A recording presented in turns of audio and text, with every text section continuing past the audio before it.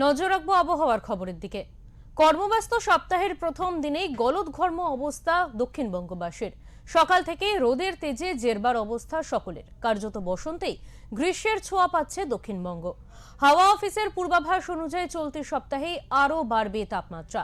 সম্পূর্ণভাবেই উবে যাবে শীতের আমেজ। গরম বাড়ার কারণ হিসাবে আবহাওয়াবিদরা জানিয়েছেন, দক্ষিণ পূর্ব বঙ্গোপসাগরে তৈরি হওয়া একটি নিম্নচাপ ইতিমধ্যেই ঘূর্ণাবর্তে পরিণত হয়েছে। অন্যদিকে জম্মু এবং কাশ্মীর সংলগ্ন এলাকায় সক্রিয় হয়েছে পশ্চিমী ঝঞ্ঝা। সোমবার আরও একটি পশ্চিমী ঝঞ্ঝা প্রবেশের সম্ভাবনা রয়েছে, যার জেরে চড়ছে তাপমাত্রার পারদ। আগামী 7 দিনে আরও বৃদ্ধি পাবে তাপমাত্রা। কলকাতা ও দক্ষিণের অন্যান্য জেলায় দোলের দিন সকালের দিকে 35 ডিগ্রি সেলসিয়াসের কাছাকাছি পৌঁছে যেতে পারে তাপমাত্রার পারদ।